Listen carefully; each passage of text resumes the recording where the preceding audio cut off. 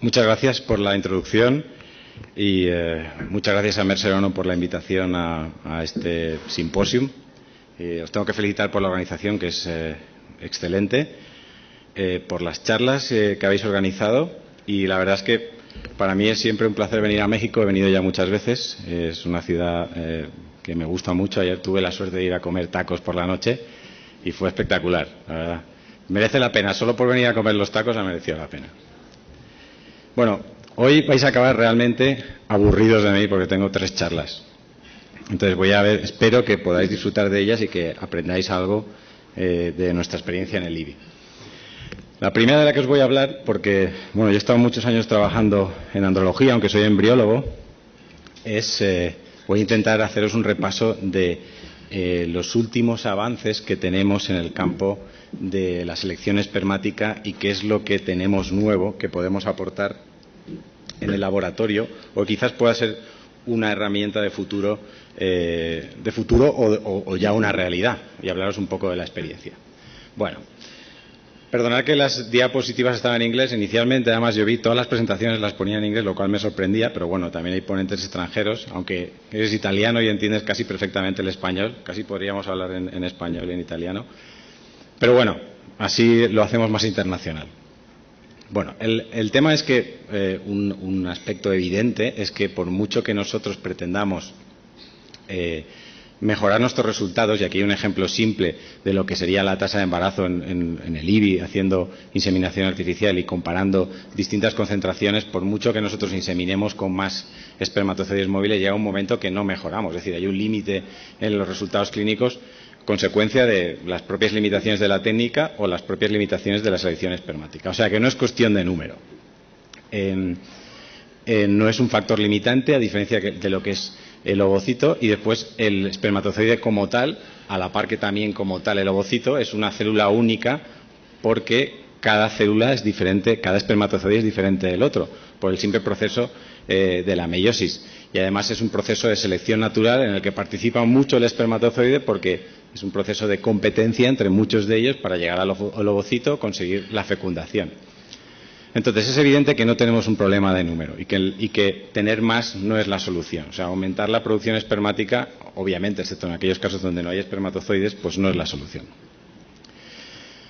Cada espermatozoide es diferente y eso es una obviedad y es consecuencia de la meiosis. En la meiosis, y concretamente en la primera parte de la meiosis, en la meiosis 1, en la profase, hay un intercambio de material genético y lo que conseguimos es cromosomas que son únicos y diferentes de los paternos y maternos por el intercambio, el crossing over que se hace en las quiasmas, en el entrecruzamiento que se produce en la meiosis, en la profase 1, y que tiene como consecuencia, como decía, que se generen espermatozoides cada uno con unas características genéticas distintas, acopladas después, obviamente, a que los individuos sean distintos. Y lo mismo pasa con los ovocitos, ¿vale?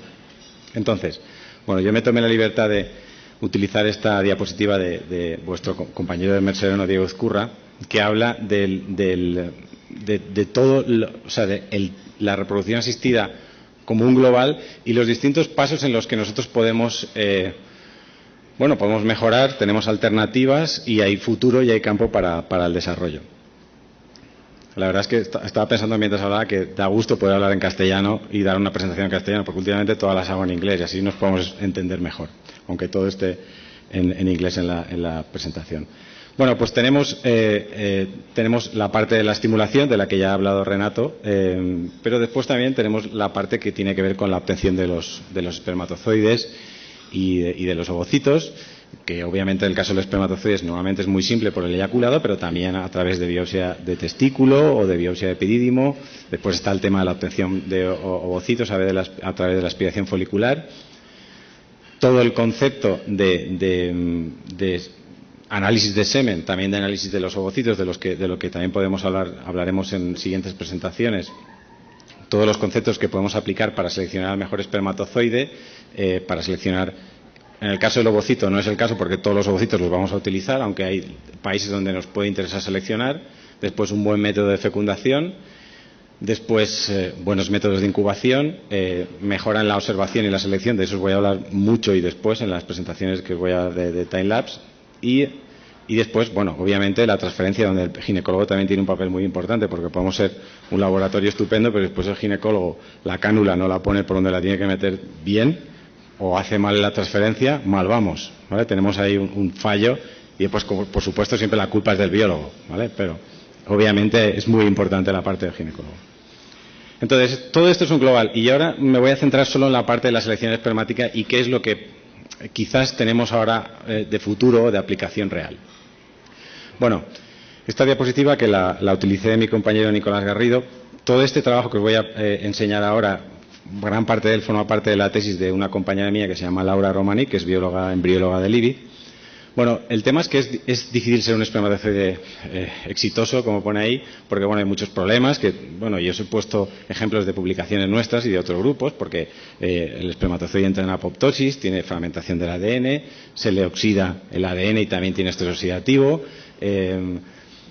tiene o no ácido hialurónico, que eso también puede ayudar a la fecundación, se marcan o se ubiquitinizan para eliminar los que están más dañados, después lo veremos eso.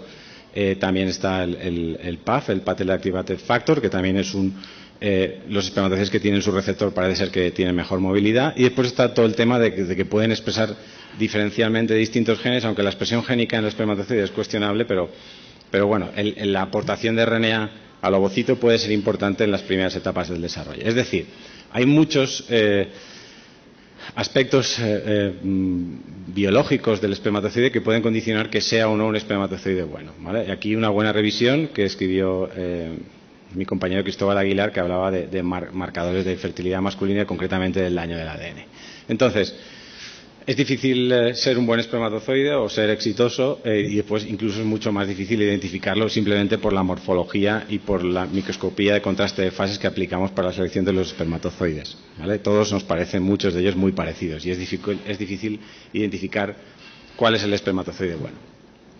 Bueno, entonces, todos conocéis más que de sobra las técnicas que tenemos actualmente para seleccionar los espermatozoides, que son muy simples, sencillas, económicas y funcionan, que es el swim-up, el lavado de semen a través de centrifugación y el bateo o enlado de los espermatozoides, y los gradientes de densidad, que básicamente hacen lo mismo. Al final nos quedamos con los espermatozoides móviles, y después tenemos la selección más avanzada, que es la del ICSI, que es relativamente subjetiva, porque básicamente lo que hacemos es, primero, buscar que se muevan y después buscar los que a nosotros, a los embriólogos, nos parezcan más bonitos, entre comillas. Y esos son los que inyectamos. Bueno, y eso funciona, de hecho, y lo que aplicamos en la rutina. Entonces, ¿de qué os voy a hablar hoy en esta plática, como decía Carlos Simón ayer? Bueno, pues de otras alternativas que hay para la selección, como es el IMSI, del que veremos bueno, aquí hay un pequeño resumen que está basado en la selección por morfología, que tiene sus aspectos buenos y sus aspectos malos. Después veremos exactamente en qué consisten. Hablaremos un poco del PIXI, que es la selección de espermatozoides que tienen en su membrana tienen receptores de ácido hialurónico. Hablaremos también de una técnica que es puramente experimental, pero que hay ya trabajos publicados, que es la separación de espermatozoides mediante electroforesis, que está basada en la supuesta diferencia en carga de algunos espermatozoides respecto a otros. De la birefringencia, que es utilizar el Polscope o el microscopio de contraste de fases adaptado para estudiar el uso en los ovocitos, pero que también se puede utilizar en los espermatozoides y ver si tienen o no birefringencia. Y después, bueno, también algo del tema de selección por microfluidos, etcétera. Bueno, entonces, básicamente de lo que más os voy a hablar es de los MACs, porque es lo que más hemos trabajado en el IBI. Como os decía, este es el trabajo de tesis doctoral de bueno, una estudiante nuestra que ahora ya es embrióloga, Laura. Entonces, os voy a hablar de los MACs porque es de lo que más experiencia tenemos. Estamos hablando de que con los MACs pasamos de una selección subjetiva a una selección más inteligente, se supone, y que está basada en unas partículas o bolas magnéticas a las cuales se les puede unir un anticuerpo monoclonal que puede reconocer proteínas de la superficie del espermatozoide, con lo cual puede unirse a espermatozoides con un determinado componente en su membrana. Después, si las pasamos por una columna magnética, los espermatozoides que se han unido a esas bolas magnéticas porque el anticuerpo ha reconocido esa proteína de superficie, esa molécula de superficie, quedan retenidos en los imanes, y los que no tienen esa proteína pasan. De manera que yo tengo dos fracciones. Una fracción que no ha reconocido ese anticuerpo y que queda abajo, y después una fracción que queda unida al imán. Con lo cual yo consigo separar dos poblaciones de espermatozoides en función de eso. Esos son simplemente los MACs. Es una técnica muy sencilla. Está disponible, hay varios productos en el mercado y de hecho se aplica, y sé que se aplica en todo el mundo y concretamente también aquí en toda Latinoamérica. Bueno, realmente la aplicación que más se está utilizando de los MACs es la aplicación de la apoptosis. Es decir, se supone que cualquier célula, incluido el espermatozoide, cuando supuestamente se programa o está destinada a morir, entre comillas, se programa su muerte celular, pues cambia la conformación de algunas de las proteínas de la membrana y nosotros somos capaces de identificar ese espermatozoide cuyo destino es la muerte. Es decir, un espermatozoide que en el momento que yo lo tengo en el eyaculado está vivo, pero que aparentemente va a morir, con lo cual me interesa quitarlo porque es un espermatozoide que podría estar por ahí pululando, que yo lo podría seleccionar para hacer el ICSI, y resulta que después es un espermatozoide que por lo que sea tiene ya otros daños que hagan que el éxito reproductivo esté limitado. Entonces, un espermatozoide que va a entrar en apoptosis, tenemos la suerte de que su membrana plasmática cambia de configuración y hay unas proteínas que están ahí, la anexina 5 concretamente, la fosfatidilserina, que se externaliza. Y al externalizarse, la anexina 5 es una proteína que tiene mucha afinidad sobre ella. De manera que yo ya tengo una proteína que reconoce, la anexina 5, esa fosfatidilserina que se externaliza. Con lo cual ya sé yo que los espermatozoides que van a entrar en apoptosis tienen una configuración de membrana distinta. Bueno, entonces, aplicando esta tecnología, yo puedo tener mis bolas magnéticas con anexina 5, se unirán los espermatozoides que van a entrar en apoptosis y yo después, como se quedarán pegados al imán, me quedaré con dos fracciones. Una pegada al imán con espermatozoides que van a entrar en apoptosis y los que no tienen externalizada la anexina 5 irán al fondo. ¿De acuerdo? Entonces, bueno, nosotros estamos haciendo varios estudios en Valencia, uno en inseminación intrauterina, un estudio prospectivo randomizado. Aquí más o menos tenéis los detalles del estudio. Un estudio en el que pretendíamos ver si efectivamente aplicando esta técnica en pacientes sometidos a inseminación artificial podíamos mejorar nuestros resultados clínicos. Entonces, bueno, aquí está explicado un poco en qué consiste el cálculo del tamaño muestral, cuántos pacientes teníamos que hacer, cuáles son los criterios de inclusión y exclusión. Como veis ahí, los criterios de inclusión, pacientes que lleguen a un total de móviles progresivos por encima de 3 millones, porque es el factor limitante en inseminación, y aparentemente pues sin ningún problema muy evidente, como una endometriosis moderada o severa, un factor tubárico, obviamente incompatible con la inseminación, ni tampoco con ovario poliquístico, y mujeres de menores de 42 años. Bueno, entonces, nosotros tenemos dos opciones. A los controles simplemente le hacemos la separación por SWIMAP y después a los que están en el estudio les aplicamos la separación por SWIMAP y después los espermatozoides ya móviles los pasamos por las columnas de anexina y eliminamos los espermatozoides que sabemos que tienen a esa apoptosis y nos quedamos con la fracción que pasa por los imanes y que no se queda unida a las bolas magnéticas, ¿de acuerdo? Entonces es una separación eliminando las células apoptóticas. Bueno, aquí para que os hagáis una idea de cómo está funcionando la randomización, bueno, los dos grupos son comparables en edad, en índice de masa corporal, en la dosis de hormonas, en la duración de la estimulación. Respecto al semen, tanto en el grupo control como en el de MACs, las características seminales son muy parecidas, o sea que aparentemente no tenemos ningún factor de confusión inicial en los resultados. Respecto al cómo es el semen después de pasarlo por las columnas de anexina, y si os fijáis ahí hablamos de anexina 5 positivo y negativo. A ver si consigo con el láser. ¿Veis ahí anexina 5 positivo y negativo, el primer y el segundo día, porque este estudio está hecho con pacientes en las que hacemos 2 inseminaciones? Bueno, el tema es que la fracción negativa, anexina 5 negativa, son los no apoptóticos. Y como veis ahí, pues tienen mejor concentración seminal y tienen mejor motilidad. Es decir, que aparte de eliminar los que son apoptóticos, sí que vemos que en general la fracción negativa, la que no se queda unida a las bolas magnéticas y por lo tanto no son apoptóticos, no van a entrar en apoptosis, tiene mejor motilidad e incluso hay mejor concentración y mayor concentración de espermatozoides móviles. O sea que además de eso, mejora un poco más la calidad del semen al pasarlo por esas columnas. Aquí veis un poco lo que pierdes en el proceso de separación por los MACs. Normalmente cuando uno hace un SWIMAP se queda con el 10% de la fracción móvil del eyaculado. Y después de aplicar los MACs a esa fracción móvil que es separado por SWIMAP, normalmente perdemos aproximadamente 2 millones más de espermatozoides móviles progresivos. Es decir, que esta técnica es un factor limitante para semenes de mala calidad si voy a aplicarlo a inseminación artificial, porque me puedo quedar con muy baja concentración. Es cierto que, aunque perdemos una cierta cantidad en el proceso, no es un factor, desde luego, que es limitante. ¿De acuerdo? Y aquí veis los resultados, que básicamente, como decimos en España, es la madre del cordero. Los resultados del estudio, a fecha de hoy, con esta N, ya es significativo.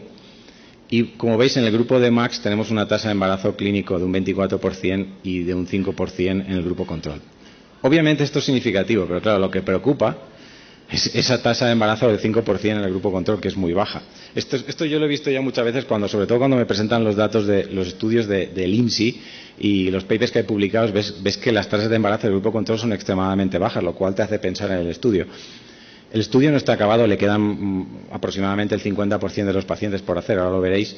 Pero bueno, va mejor, pero a mí me preocupa que el grupo control tiene unos resultados muy bajos. Yo lo que querría ver es que en el grupo de MACs y en tratamientos de inseminación artificial tener una tasa de embarazo de un 30%. Entonces eso me convencería, porque es una muy buena tasa de embarazo en inseminación artificial. Un 24 está bien, pero me preocupa el 5 del control. De manera que hoy por hoy el estudio pues está aún por acabar, pero me despierta muchas dudas. Bueno, como os decía, el estudio está al 50% aproximadamente, con lo cual aún nos queda mucho por hacer, porque la verdad cuesta reclutar pacientes, pero bueno, hemos hecho un análisis intermedio que siempre se tiene que hacer un estudio prospectivo randomizado, nos dice que tenemos que seguir, obviamente porque nos está yendo mejor, porque si el análisis intermedio nos dijera que no hay ninguna posibilidad de mejora, pararíamos ya, no estaríamos tirando tiempo y dinero, o podría irnos peor y también parar porque no queremos perjudicar a los pacientes. Pero bueno, a fecha de hoy va mejor, pero ya os digo, los resultados hay que cogerlos con pinzas porque el grupo control sigue siendo muy bajo. Yo entiendo que con el tiempo el control debe mejorar los resultados y las diferencias se acortarán un poco y no esperamos unas diferencias tan grandes. Bueno. Aparte de aplicarlo en inseminación artificial, también lo estamos aplicando en donación de ovocitos. O sea, estamos haciendo lo mismo, pero en ciclos de donación de ovocitos. Vosotros sabéis que en el IBI, sobre todo en España, hacemos mucha donación ovocitaria y es un modelo ideal porque se supone que el factor femenino está totalmente controlado, son donantes sanas, fértiles y no tenemos el sesgo de comparar, como decimos en España también, o sea, aquí decís peras con manzanas, es decir, pacientes que son totalmente distintas, que las metemos en el grupo de estudio y que después pueden originarnos algún sesgo. Entonces estamos aplicando el mismo estudio de manera prospectiva randomizada en pacientes de donación de ovocitos. Entonces, llevamos reclutadas aproximadamente, más de 130 pacientes, como os decía, son pacientes de ciclo de donación de ovocitos. Eso se refiere, las pacientes son de menos de 45 años en todo caso y ninguna con sobrepeso, todas las transferencias en día 3 y bueno, aquí veis cómo son las donantes, que es una clasificación general de cualquier donante de ovocitos en el IBI. Entonces, también tenemos un grupo control donde hacemos simplemente la capacitación por SWIMAP y otro grupo donde aplicamos también la selección por MACs. Y como os decía, seleccionamos los espermatozoides por MACs, nos quitamos la fracción apoptótica, nos quedamos con los espermatozoides que en teoría no están en apoptosis y esos los utilizamos para hacer un ICSI con ovocitos de donante. O sea, es ICSI con ovocitos de donante con semen separado con MACs y quitadas las células apoptóticas, ICSI control, simplemente con un SWIMAP. ¿Y cómo van los resultados? Bueno, como os decía, este es el número de procedimientos que llevamos, aún no el suficiente porque esperamos hacer por lo menos el doble, 120 según el cálculo del tamaño de muestra que hemos hecho. Como os decía, es un modelo ideal porque se supone que los dos grupos son muy comparables respecto a la calidad ovocitaria y también es un modelo con su problema porque, claro, los ovocitos son tan buenos que todo el mundo ya sabe que un ovocito de muy buena calidad mejora un semen de mala calidad, con lo cual puede que eso sea un problema a la hora de ver un efecto de mejora.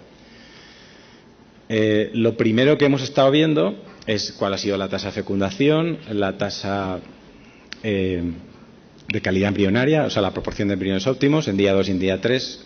Como bien sabéis, hay muchos criterios de clasificación embrionaria morfológica. Nosotros hemos utilizado uno muy simple, es decir, seleccionar los espermatozoides que son óptimos en día 2 y día 3, que tienen correcto número de células, tienen poca fragmentación, son simétricos, no tienen multinucleación, lo mismo en día 2 y en día 3. Obviamente también ver qué porcentaje de los embriones transferimos y congelamos, cuál es la tasa de implantación y la de embarazo. Bueno, lo primero que veis ahí es que la tasa de fecundación utilizando los MACS como en el control es muy parecida, prácticamente la misma.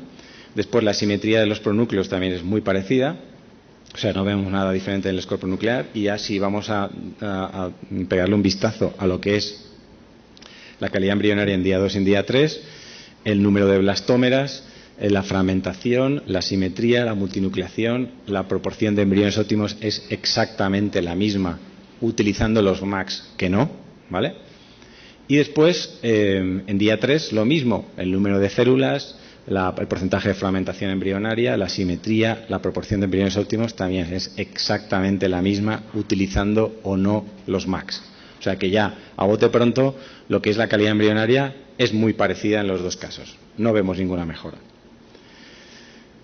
Respecto a la proporción de embriones transferidos, sobre todo la de congelados, si congelamos más con MACS, o sea, eso quiere decir que tenemos mejores embriones, vitrificamos, en este caso, vitrificamos más embriones con MACS que control, no, es exactamente lo mismo, la misma proporción de embriones no viables, y lo más importante, la tasa de implantación, que como veis es bastante buena, obviamente es ovodonación y es día 3, pero una tasa de implantación alrededor, por encima del 40% es realmente difícil de ver, los resultados son realmente buenos, pero como veis, son exactamente iguales en MACS que en control, es decir, no hay ninguna mejora.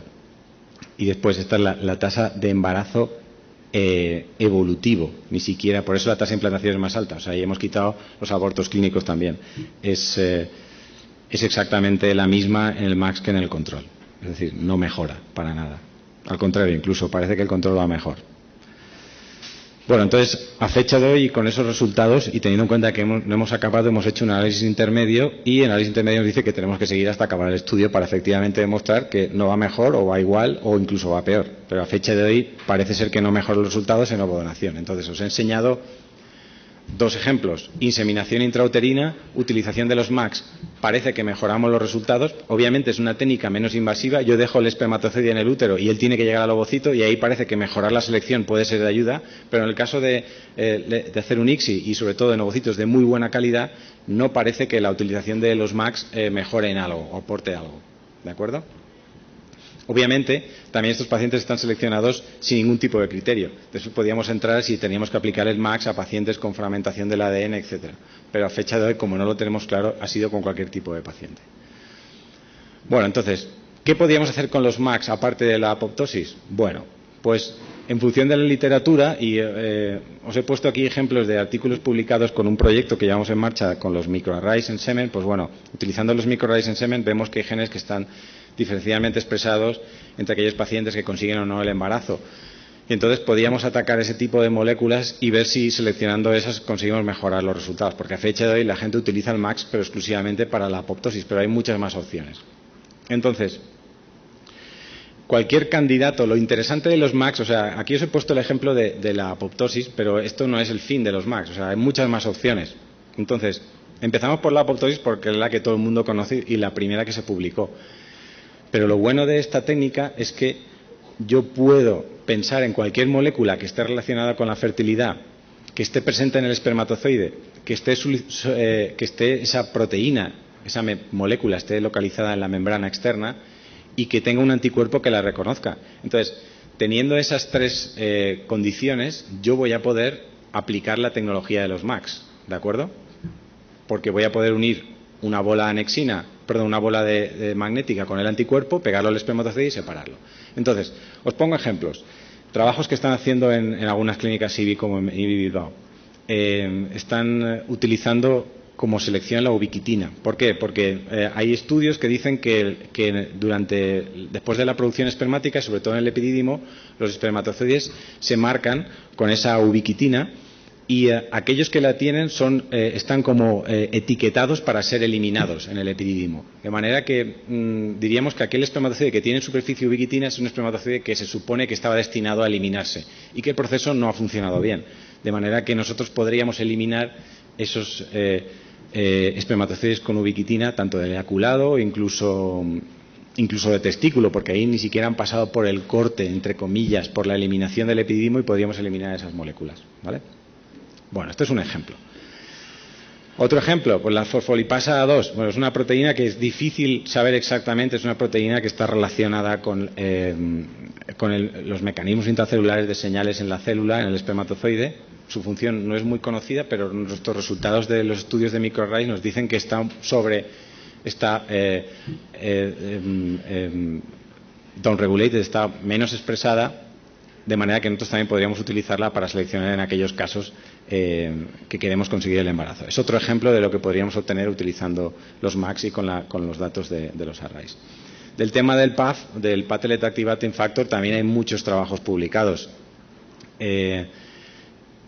Aparentemente, los que tienen los receptores del PAF son más sensibles o se supone que tienen mejor motilidad y son espermatozoides de mejor calidad, y hay muchos estudios que dicen que añadiendo el PAF en el eyaculado mejoran los resultados, de manera que en este caso estamos hablando de poder seleccionar espermatozoides que tienen receptores del PAF. En este caso, los MACs nos permitirían hacer una selección, en este caso, positiva, o sea, quedarnos con aquellos que tienen en superficie el receptor. A diferencia de la anexina 5, que yo quitaba los apoptóticos, aquí me quedaría con esos espermatozoides. Bueno, esto es un ejemplo de proyectos que se están haciendo o se podrían hacer o que mucha gente podría desarrollar, y esto es simplemente algunos de ellos.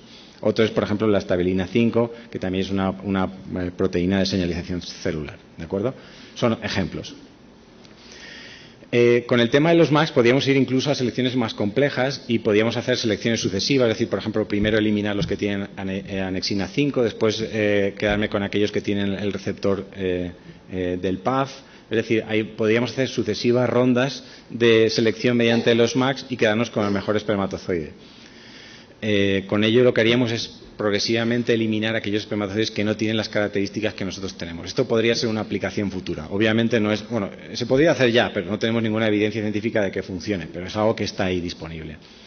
Después también tenemos la posibilidad de aplicar, podríamos aplicar un diseño más individualizado, utilizando citometría de flujo, estudiar distintos marcadores presentes en determinados pacientes, ver si tienen algún defecto en alguna de las proteínas de membrana, si tienen pocos o muchos espermatozoides con receptores del PAF, ver las concentraciones de anexina 5, positivas o negativas, etcétera, y en función de eso diseñar una estrategia a medida del espermatozoide. Esto podría ser un futuro también en la selección espermática. Bueno, hablaros de otros inventos, aparatejos, o como lo queréis llamar, que se podrían aplicar en el laboratorio de andrología. Uno que detectamos hace tiempo, que es la electroforesis espermática, que básicamente la tenéis aquí. Que bueno, que hay trabajos publicados, pero no hemos conseguido ver que este aparato acabe en el mercado, o sea, que entiendo que tiene algún problema técnico. Pero bueno, el concepto, que es interesante, es que los espermatozoides, primero, a través de un flujo que se genera, un flujo de buffer, de medio de cultivo, los espermatozoides, primero, atraviesan una membrana de policarbonato con un determinado tamaño de poro, por donde pasan los espermatozoides, pero no las células redondas, y además, encima, está sometido a un campo electromagnético con un ánodo y un cátodo, ¿vale? Entonces, de manera que hay un movimiento de los espermatozoides a través de la membrana y además también está afectado por un campo magnético. Se supone que eso podría seleccionar los espermatozoides primero por la morfología, porque tienen que pasar por un poro, y después por el campo electromagnético, porque se supone que los espermatozoides con menos fragmentación del ADN tienen una electronegatividad distinta, de manera que tendría una separación diferente. ¿De acuerdo? Entonces, bueno, aquí veis cómo sería el instrumento de manera lateral, ¿vale? Cómo funcionaría. Ya os digo, yo no he conseguido ver ninguna foto, solo he visto dibujos en los artículos. Eso quiere decir que, obviamente el aparato no está disponible ahora en el mercado. Trabajos publicados por Aiken, que es el que ha hecho el que ha utilizado este estudio, pues ha visto que mejora. Estos son los separados, son los que están en blanco, y los que están en negro son los que han quedado en residuo. Mejora la vitalidad y la motilidad, ¿vale? Aquí veis vitalidad y motilidad en semen congelado y en biopsia de testículo. También mejora la proporción de espermatozoides normales, semen congelado, en biopsia de testículos, es decir, que por un lado mejora motilidad, por otro lado mejora la morfología de los espermatozoides, eso es lo que dice. Y lo más interesante para mí, lo que me resulta más interesante es que además los espermatozoides que separa, que son, como os decía, los de la caja blanca, tienen menos fragmentación del ADN, con lo cual a fecha de hoy es la única técnica que yo he visto que te permite seleccionar los espermatozoides con menos fragmentación, con lo cual podría ser interesante. Bueno, hablaros un poquito también del IMSI. Esto también, todas esas técnicas, obviamente también el MAX, tienen su polémica y la duda razonable de muchos de los que las aplicamos. Bueno, como ya sabéis, el IMSI lleva publicados trabajos desde hace ya muchos años, tenemos publicados desde el 2004. El concepto es muy simple, es una modificación del LASIK convencional aplicando al objetivo óptico una magnificación por ordenador que te consigue un aumento de 6.300 veces el tamaño real. Con el ICSI convencional yo veo el espermatozoide a 400 aumentos. Entonces, de 400 a 6.300. Obviamente se ve más grande, ¿vale? Se ve utilizando los criterios de la OMS que todos conocéis, si es más o menos simétrico, si la morfología es la correcta, si es oval, si la cola es recta, si el núcleo está bien o es algo transparente, todo eso se puede ver.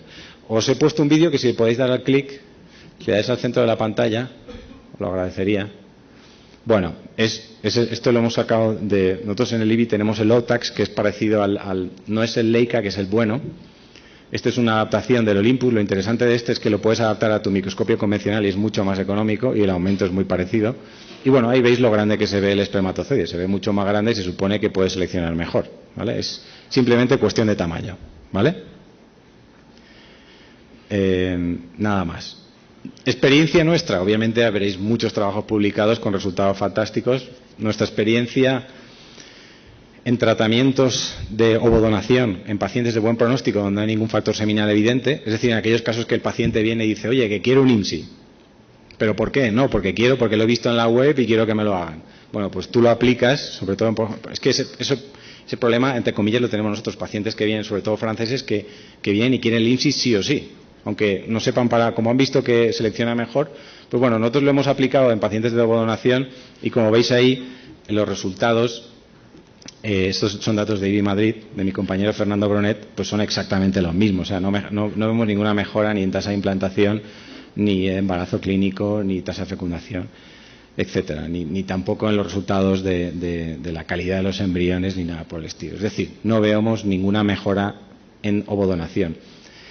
Fernando también aplicó esto mismo en pacientes de mal pronóstico, pacientes de ovocitos propios, donde espermatozoides tenían menos del 4% de formas normales, y así de una manera retrospectiva y pegándole un vistazo, pues sí que vio que tenía una mejora en la tasa de implantación. De todas formas, a mí también me preocupa esa tasa de implantación del 10% del grupo de ICSI, que es un poco baja, ¿vale? Es decir, nosotros en el IBI, desde luego, no tenemos claro que el IMSI sea una técnica para aplicar a todos los pacientes. Sin duda que no. Y después, aplicarlo en pacientes de mal pronóstico, bueno, podría ser una opción. Pero aquí está el quid de la cuestión. Primero, ventajas obviamente que veo el espermatozoide más grande. Inconvenientes, el primero es el económico, porque un IMSI cuesta unos 50.000 euros. Si quieres comprarte el bueno, el Leica, y después el $60.000. Y si pasamos al Olympus, que es una adaptación, el OTAX, pues es más económico, en vez de 60 son 20.000, que ya es un precio más aceptable, pero también diría yo que la calidad de la imagen es mucho peor. Y el otro inconveniente que veo muy importante es que consume mucho tiempo, mucho. Estamos hablando de duplicar el tiempo o triplicar el tiempo para hacer un ICSI convencional.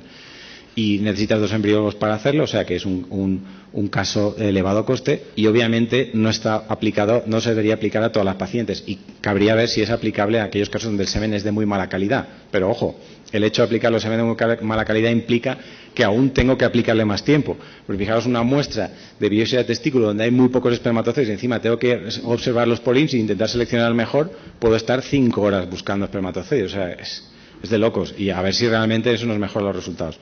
Con lo cual, bueno, lo ponemos entre comillas, ¿de acuerdo? El tema del PIXI me gusta más, no es que lo hayamos aplicado, pero desde luego es muy sencillo. El concepto es Es muy simple, se supone que lo que estamos es seleccionando espermatozoides que tienen en su membrana receptor del ácido hialurónico. Son plaquitas que te venden donde hay ácido hialurónico, el espermatozoide se queda pegado ahí y después tú con el micromanipulador lo seleccionas, los móviles que están pegados ahí al ácido hialurónico y haces el ICSI. Los trabajos que hay publicados dicen que tienen menos aneuploidías, que no tienen nada de fragmentación del ADN, que obviamente por lo tanto no tienen apoptosis, tampoco tienen vesículas citoplasmáticas y también dicen que no tienen las histonas persistentes. Las histonas son las encargadas de compactar el ADN, pero en el caso del espermatozoide son las protaminas. Entonces, que existan histonas pues es un problema desde el punto de vista de la empaquetación del ADN. Y ya os digo que técnicamente es muy simple. Y después hay muchos trabajos, que casi todos son de Gabor Husar, de Estados Unidos, que es el que lo inventó, que dice pues eso, que tienen menos aneuploidías. Bueno, te enseña ahí cómo se seleccionan, que el proceso es muy simple. En fin, es una técnica interesante. Otra de las que os quería hablar es la birefringencia, de la que hay poco publicado, pero hay algún trabajo en Italia y en Estados Unidos. Es simplemente aplicar todos los biólogos que hay aquí, sabéis lo que es el Polscope, que se utiliza para ver el uso en los ovocitos o el oocyte. Yo puedo ver el uso en los ovocitos y en función de eso hacer el ICSI evitando microinyectar donde está, y aparte veo la calidad del ovocito en función de la calidad del uso mitótico. Pues bueno, aplicando esta misma técnica especial, que es un microscopio que tiene una capacidad de contraste de fase muy elevada, yo puedo ver también lo mismo en los espermatozoides. Cuando la luz pasa a través de la célula y teniendo en cuenta ese tipo de luz que viene, diríamos, con una aplicación especial de varias lentes, parte de la luz atraviesa la célula, que eso lo veis ahí, emerging tal, y después aquí hay otra que se refracta. Entonces yo puedo ver una diferencia en la retardancia, que es la birefringencia. Hay un paper de Ginaroli que habla de eso, que separa los espermatozoides en función de si tienen más o menos birefringencia. Es un método, puede ser interesante porque simplemente es morfológico, los espermatozoides que brillan más o brillan menos, ¿vale? Lo que él dice es que hay que seleccionar los espermatozoides que brillen mucho, que son más birefringentes. Obviamente esto no afecta a su viabilidad ni a su motilidad, y además puedo identificar las vacuolas de los espermatozoides. Entonces él presenta unos resultados bueno, que son bastante interesantes. Aquellos ICSIs que se han hecho con espermatozoides donde ha reaccionado, donde estaban muy refringentes, pues tenían resultados clínicos, como veis ahí, fijaros la tasa de implantación de un 39% versus un 8.6. También ese del 8.6 me sorprende muy negativamente. A mí que el control tenga un 8.6 también dice, ¿qué le pasa a este control? Pero bueno, son ciclos donde ha microinyectado espermatozoides reaccionados y no, y los resultados parece ser que son mejores. De todas formas, ya os digo, de esta técnica tampoco acabo de ver mucho más publicado. No es algo que parece que se esté consolidando, pero para que os hagáis una idea de la foto que os pone en el paper, pues al aplicar el oocyte modificado al espermatozoide, pues yo lo que haría sería muy simple, lo pondría en el oocyte, buscaría espermatozoides y los que brillan mucho los cojo y los microinyecto. O sea, técnicamente es muy simple. Entonces está el estudio este de Ginaroli, que confirma pues eso, la presencia de la refringencia es un buen estado para la salud espermática. Se relaciona con la concentración, la vitalidad y la motilidad, y a mayor refringencia, menor porcentaje de aneuploidías. Después yo vi un estudio que lo presentaron en la SRM, donde sometieron los espermatozoides a ultravioleta y después midieron la retardancia antes y después. Y lo curioso de este trabajo, lo cual me sorprendió mucho, es que él decía todo lo contrario. Es decir, que cuando al espermatozoide le sometías ultravioleta, después retardaba más, o sea, brillaba más. Con lo cual no acabo de entender yo cómo uno dice una cosa y otro otra. Pero bueno, Ginaroli es el que tiene más papers publicados y bueno, a los resultados le van bien. En todo caso, todo laboratorio que tenga un Polscope probablemente lo pueda acoplar para utilizarlo en los espermatozoides y probar si realmente funciona. Bueno, puede ser algo interesante. Bueno, hablaros de técnicas así más novedosas y puede que con futuro, esta la estamos probando en Valencia, es medir el consumo de oxígeno de los espermatozoides, medir lo que respiran los espermatozoides, una cosa así. Entonces, el consumo de oxígeno, bueno, nosotros hemos trabajado mucho en consumo de oxígeno en embriones y tenemos trabajos publicados al respecto. Entonces, utilizando la misma técnica, nos planteamos aplicarla al espermatozoide, porque el oxígeno es el mejor indicador de la actividad metabólica del espermatozoide. Está relacionado supuestamente con su concentración de mitocondrias, lo podemos medir en el plasma seminal, lo podemos medir en soluciones de espermatozoides. Es una técnica no invasiva que técnicamente no está muy desarrollada y las técnicas que existían antes de ahora eran bastante complejas, pero esta es muy simple porque es un sensor, ahora lo veréis. Es un aparatejo como este, con un nanosensor. Esto es una tecnología desarrollada en Dinamarca, de los mismos que han inventado el Embryoscope, que tú pones los espermatozoides aquí en la suspensión, introduces el nanosensor y te mide el consumo de oxígeno de esa muestra, ¿de acuerdo? La verdad es que trabajos hasta la fecha no hay hechos, estamos nosotros en ellos. Podemos medir el consumo de oxígeno por cada muestra y podemos también ver oscilaciones, cuál es el consumo máximo o mínimo. Y simplemente aquí os he puesto una diapositiva para que veáis básicamente lo que uno puede llegar a ver. Pues este es el control de medio de cultivo. Estas son dos muestras distintas, la M1 y la M2. Y como veis, pues tienen pendientes distintas y consumos de oxígeno distintos. Con lo cual, parece ser, los resultados que tenemos es que entre las muestras de semen hay mucha diferencia en el consumo de oxígeno. Hay algunas que consumen más, otras que consumen menos. Entonces, podría ser, no lo sabemos aún, pero podría ser un marcador de calidad seminal a investigar e interesante en el futuro. Bueno, limitaciones es que con esta técnica, a fecha de hoy, como técnicamente no está muy desarrollada, pues bueno, solo puedes medir una muestra a la hora, no podemos analizar varias muestras a la vez, aunque sí que es muy reproducible, es lineal con la concentración de espermatozoides, se puede hacer con varias muestras y puede ser un test valioso que se podría aplicar rutinariamente en el laboratorio de andrología porque podría estar relacionado con otros marcadores de calidad seminal. O sea que no lo sé, ¿no? Pero igual de aquí un año y medio venimos ya con algún trabajo publicado donde vemos que realmente esto tiene interés científico. Entonces, bueno, para concluir y rápido ya, os he puesto 3 colores para hablaros de las técnicas de selección espermática y su aplicación clínica. Os he puesto en verde el MAX y el IMSI porque son los que ya vemos en muchos laboratorios que están aplicando. El tema de los MAX, hace un año más o menos estuve en Argentina y por lo menos en Argentina es muy popular los MAX, ahí lo aplica muchísima gente. También es un poco, va por modas. En España también se está aplicando bastante y muchas clínicas lo ofrecen. Nosotros ya también se lo ofrecemos a los pacientes, pero es cierto que a fecha de hoy no tenemos claro que realmente mejore. O sea, los resultados en algunos tipos de tratamientos sí y en otros no. No creo que sea una técnica para aplicar a todos los pacientes, pero puede ser una técnica quizás aplicar en aquellos casos donde intuimos que el factor seminal está afectado. El tema del IMSI, lo mismo, ya lo tienen muchas clínicas, lo aplican, algunas dicen que les va mejor. Si vais a Francia, en Francia el IMSI es lo máximo, mucha gente lo aplica, hay muchos grupos que están muy convencidos, la sociedad francesa también, los pacientes lo conocen muy bien y defienden mucho la técnica. En España, pues bueno, estamos y en otros países, pues vemos se está aplicando también, pero bueno, desde luego los resultados nuestros como clínica no lo acabamos de tener claro de que sea para todo tipo de pacientes. Puede que haya algunos con alguna aplicación, pero a fecha de hoy tampoco tenemos claro a qué pacientes aplicar. Después el tema de la electroforesis, bueno, es una técnica muy experimental, el producto no está en el mercado, veremos si viene, pero sería interesante poder aplicar una técnica que eliminara la proporción de espermatozoides con fragmentación del ADN, eso podría ser interesante. El tema del PIXI, una técnica muy sencilla, desde el punto de vista metodológico, ninguna duda, y habría que ver si realmente también mejoran los resultados como han publicado los que han inventado el tema. El tema de la microrespiración, bueno, podría ser una aplicación futura, y el tema de la birrefringencia, lo mismo. Quien tenga un Polscope en su laboratorio y lo utilice para evaluar el uso meiótico en los ovocitos, podría aplicarlo también al espermatozoide y podría ser una fuente de mejora. No lo sabemos. Y eso es todo. Muchas gracias.